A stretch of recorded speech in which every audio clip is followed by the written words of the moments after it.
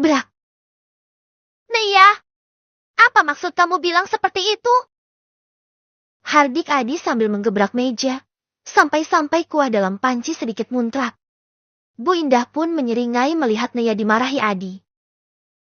Ya habis ibu yang mulai duluan. Balas Naya sambil mendelik, sama sekali tak ada takutnya dengan sang suami.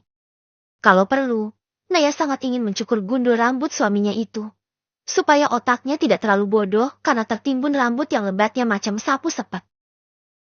Heh, memang aku memulai apa? Hardik Bu Indah. Kata ibu udah mulai bosan. Ya aku juga bisa bosan lah. Sahut Naya. Sika, jadi kamu bosan sama aku gitu, Ney? Sahut Adi kembali tersulut emosi.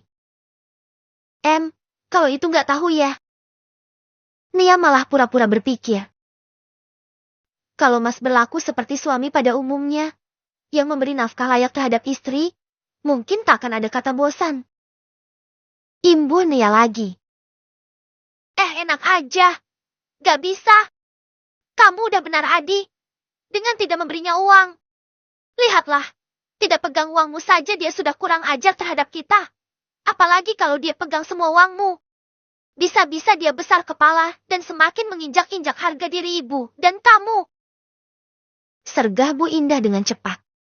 Ia tak mau putranya berubah pikiran dan terpengaruh dengan dominasi Naya. Ya ibu benar.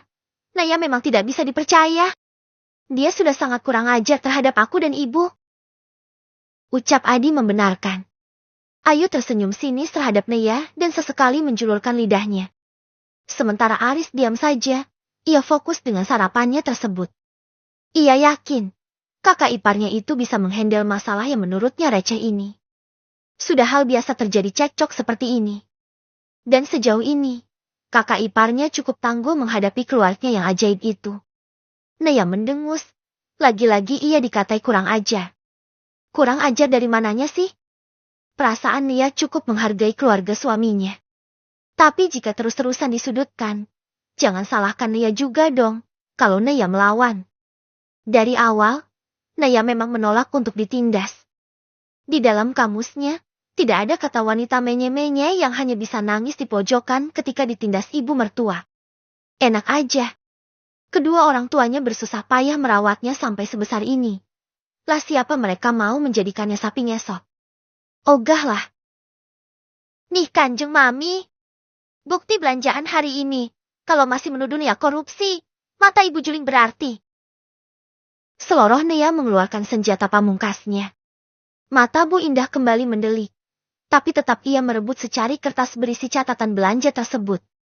Tak mau dikatai juling. Mata Bu Indah pun awas memeriksa angka demi angka lalu mentotalnya dalam hati.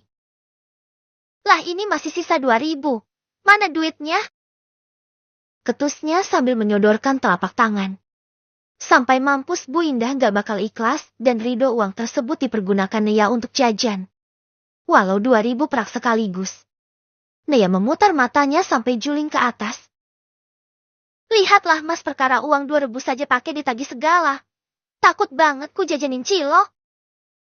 Ketus Nia. Adi ikut membaca kertas catatan tersebut, dan benar saja. Belanja hari ini hanya habis 23.000. Itu artinya istrinya tidak korupsi seperti yang sang ibu tuduhkan. Perkara uang 2.000 Adi abai sebenarnya. Hanya saja dalam hati ia merutuk mengapa uang 10.000 tidak mendapat daging ayam sekilo. Malah dapatnya hanya kepala, ceker sama pantatnya saja. Harusnya 10.000 udah dapat daging sekilo. Itu pasti Nia kena tipu mafiah. Batin Adi ngedumel. Uang 2.000-nya Nia belikan sampo. Tuh di atas kulkas. Habiskan samponya. Ucap Nia seraya menunjuk ke arah atas kulkas. Udah ya. Udah jelas semuanya kan? Kalau Nia tuh gak pernah yang namanya korupsi. Yang ada mah ibu korupsi jatah nafkah Nia. Hati-hati loh Bu. Nanti kena azab kubur. Tukas Nia menakut-nakuti. Paf. Aris melipat bibirnya, berusaha menahan tawa yang siap ingin meledak. Apa kamu bilang? Pekik Bu Indah dengan mata mendelik. Berhubung Naya sudah menyelesaikan sarapannya, Naya pun buru-buru ngacir dari sana. Bosan dengar omelan sang mertua. Heh, Naya, jangan kabur kamu. Beraninya kamu doain ibu kena asap kubur. Pekik Bu Indah membahana. Lihat tuh istri pilihan Mudi, kurang ajar terhadap pertua dan tidak punya sopan santun. Entah dikasih makan apa sama orang tuanya dulu, aduh Bu Indah sambil mendengus kesal. Adi berdecak kesal, ada aja masalah di setiap makan. Tanpa sadar kalau semua ini adalah ulah Adi sendiri, salahnya memberi nafkah yang sangat minim dan juga mencampurkan istri dan orang tua untuk tinggal satu atap yang sama. Tak tahukah Adi kalau dalam satu intana tidak boleh diisi 2 ratu? Ya jadi begini akibatnya. Hati-hati Bu, kalau sampai Mbak Naya dengar ibu jelekin almarhum kedua orang tuanya, bisa habis ibu diamuk Mbak Naya. Peringat Aris. Bu Indah pun memandang masam wajah anak kembarnya. Tapi tak ayal ada sedikit perasaan was-was di hatinya. Ia tahu benar seberapa barbarnya menantunya tersebut. Gadis miskin aja belagu. Awas aja, akan kubuat Adi menceraikanmu. Batinnya kesal. Setelah drama di pagi itu, semua orang pun memulai aktivitas harian mereka. Pak Ari yang pergi ke awah, si kembar yang sekolah, sementara Adi berangkat bekerja ke pabrik. Bu Indah, jangan ditanya, kerjaannya sehari-hari hanya duduk santai sambil menyuruh ini itu kepada sang menantu. Tetapi pagi rupanya Bu Indah ada jadwal mingguan.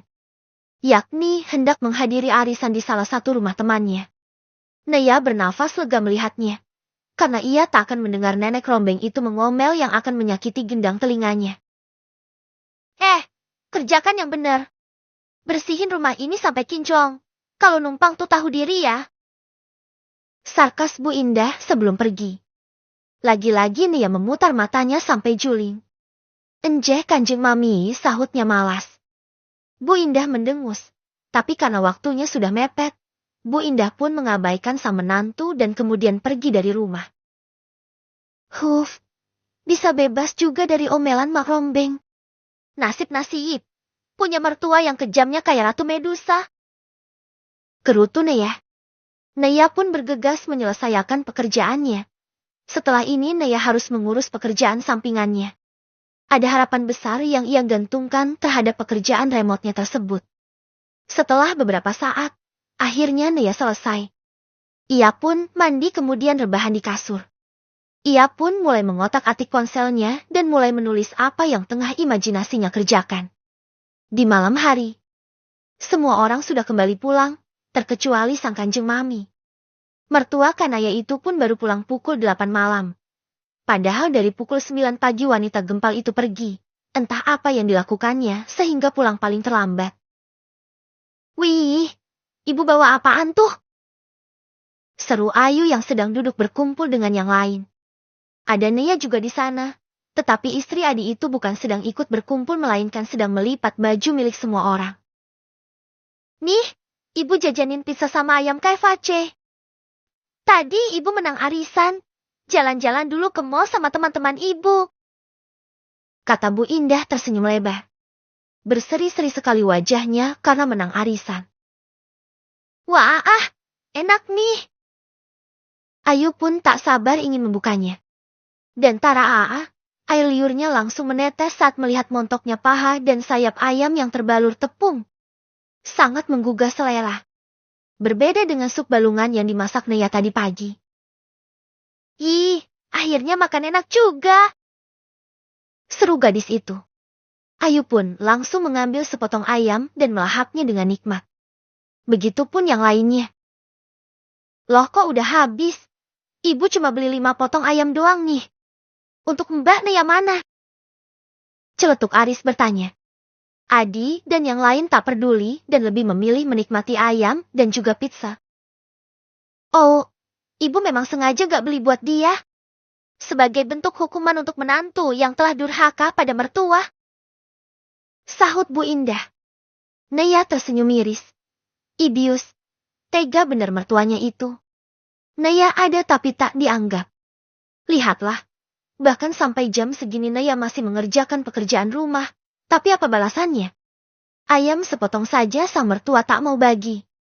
Bikin kesal saja. Ya udah, Mbak Naya pizzanya aja ya. Nanti ayamnya kongsi sama aku. Aris pun bersiap hendak mengambil pizza potongan terakhir.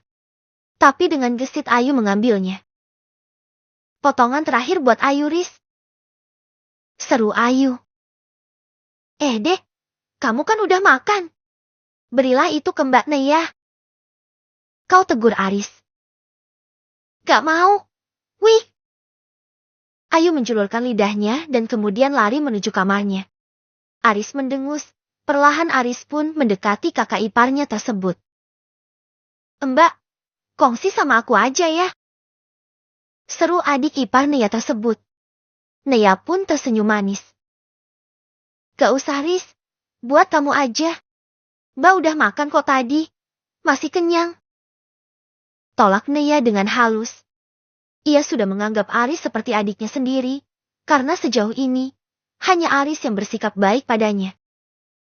Udahlah Riz, kamu itu terlalu berlebihan pada Naya.